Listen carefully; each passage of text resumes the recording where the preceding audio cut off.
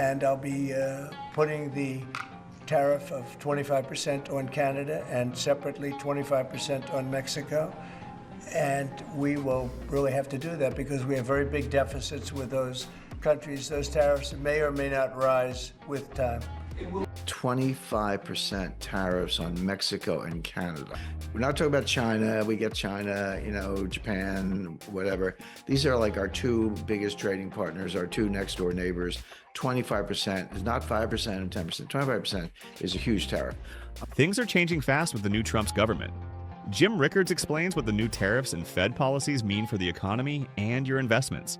But before we do, make sure you're subscribed so you don't miss any future videos. The Trump presidency kicked off with a bang.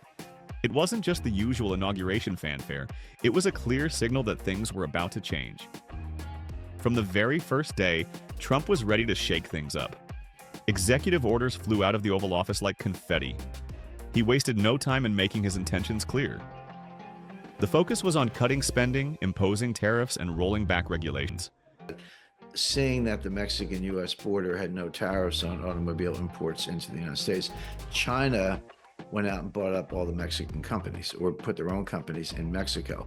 So China had high tariffs on Chinese cars, particularly electric vehicles, coming directly to the United States. So what they did is they bought Mexican companies, started making Chinese electric vehicles in Mexico and bringing them in tariff-free, maybe to put Tesla out of business or just to dominate the market.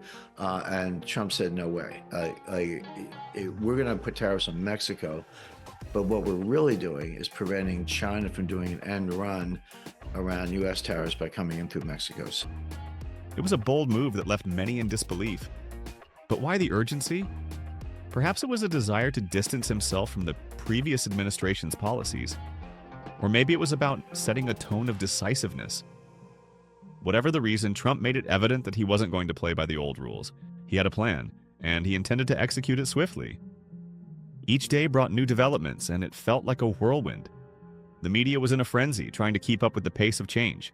Yet, amidst the chaos, there was a method to the madness. Trump's team was prepared. They had a lineup of appointees ready to take charge, ensuring that the administration could hit the ground running. Federal Reserve Meeting Insights. The Federal Reserve's meetings have always been a focal point for economic watchers. But just to be clear, when I say they set interest rates, they set one interest rate. It's the Fed funds, so-called Fed funds target rate. And what are Fed funds? Fed funds it's overnight money that banks lend to each other. So you're supposed to have a certain reserve position. If you're getting short at the end of the day, you call up another bank and you borrow some money from them, and then you meet your requirement. It's been going on for a long time, but it's an overnight money market between big banks. But during the Trump era, they seemed to take on even greater significance. With Trump's policies aimed at aggressive economic growth, the Fed's actions were under intense scrutiny. What would they do? In early meetings, the Fed opted to keep interest rates steady. This decision was crucial. It indicated a willingness to support growth, while navigating the complexities of inflation and unemployment. But it wasn't without its challenges. The Fed was caught in a balancing act, trying to respond to both rising inflation and a fluctuating job market. Trump's administration had a unique relationship with the Fed. On one hand, there was a desire for lower interest rates to stimulate growth. On the other, the Fed had its own dual mandate to manage inflation and unemployment. This tug-of-war created a dynamic that was fascinating to watch, especially as the economy continued to evolve. Inflation and unemployment trends. Inflation and unemployment are two sides of the same coin. They're intricately linked, and understanding their relationship is crucial. During Trump's presidency, inflation began to creep up, raising eyebrows among economists and policymakers alike. It wasn't just about numbers, it was about real-world implications for everyday Americans. As inflation rose, so did concerns about the Fed's ability to manage it without stifling growth. The question on everyone's mind was, how much is too much? The Fed's response would be critical, and they were clearly feeling the pressure. Unemployment, on the other hand, was a bit more stable. But even here, the signs were mixed. While the overall rate was low, underlying trends suggested that things might not be as rosy as they seemed. Companies were hesitant to hire, and layoffs were on the horizon. This tension created uncertainty, leaving many to wonder how the Fed would navigate these conflicting signals. Gold's current market standing. The gold market is always a topic of interest, especially during times of economic uncertainty. Under Trump, gold prices began to rise, reflecting concerns about inflation and the stability of the dollar. Investors were keenly aware that gold often serves as a safe haven during turbulent times, but the dynamics were more complex than simply watching the price. Central banks around the world were also active players in the gold market. Countries like Russia and China were increasing their gold reserves, seeking to hedge against dollar fluctuations. This demand from central banks added another layer of complexity to the market. Many analysts pointed to the interplay between supply and demand. With mining output relatively flat and demand from central banks rising, the stage was set for potential price increases. But timing was everything. Would the market reach a frenzy, or would it stabilize? In this environment, Jim Rickards weighed in with his thoughts. He suggested that the gold market was poised for growth, but it would take time for the broader public to recognize the opportunity. Those who acted early could stand to benefit significantly. It was a classic case of getting in before the rush, a sentiment echoed by many in the investment community. Trump's executive orders and early actions.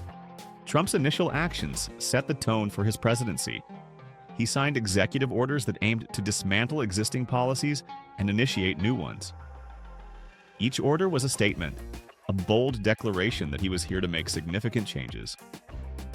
But what did these actions really mean for the American people? One of the most notable executive orders was the one on immigration. It was controversial, sparking debates across the nation. Many saw it as necessary for national security, while others viewed it as an attack on human rights. This divide showcased the deep-rooted tensions in American society. How do we balance security with compassion? Then there were orders aimed at deregulation. Trump's administration believed that cutting red tape would unleash economic growth. The idea was simple. Fewer regulations meant businesses could thrive. But at what cost? Critics argued that this approach could lead to environmental degradation and unsafe working conditions. As these executive orders rolled out, it was clear that Trump was not afraid to ruffle feathers. His approach drew both fervent supporters and fierce opponents. Only time will tell if this polarizing strategy ultimately benefits the country. Tariffs on Canada and Mexico. When Trump announced the 25% tariffs on Canada and Mexico, the reaction was immediate. These tariffs weren't just another policy change. They were a signal that trade relations were about to get complicated. Trump cited border security and drug trafficking as key reasons for the tariffs. The tariffs aimed to protect American jobs and industries. By imposing hefty fees on imports, Trump sought to encourage manufacturing within the U.S. But critics argued that this approach could backfire. Would American consumers end up paying the price for these tariffs through higher costs? Moreover, the move sparked fears of a trade war. Canada and Mexico are significant trading partners. If they retaliate, it could hurt American businesses that rely on exports. The uncertainty created by these tariffs left many wondering, how sustainable is this approach in the long run? Jim Rickards weighed in on the situation, suggesting that while tariffs might provide short-term relief, they could lead to broader economic challenges. He pointed out that trade wars often result in unintended consequences. DeepSeek and the AI. DeepSeek's arrival has shaken the tech world. The Chinese AI app has seen record-breaking download numbers. It's similar to OpenAI's products, but boasts faster speeds and lower costs. This has impacted NVIDIA's stock.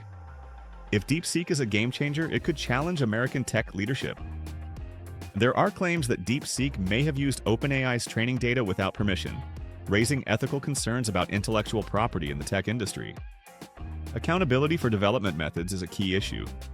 Jim Rickards highlighted the potential national security implications of these developments. If China can outpace the US in AI, the consequences could extend beyond the tech sector. It's not just about competition, it's about who holds the power in the future. The world stage is changing. Trade wars and tech competition make this a critical time. The question is, will the US keep up or fall behind in the tech race? If you're concerned about your financial security and are thinking about investing, check out the first link in the description. It's the platform I use, Interactive Brokers. Click the link to learn more. We hope you found this video helpful. If you did, please like and subscribe to our YouTube channel so you don't miss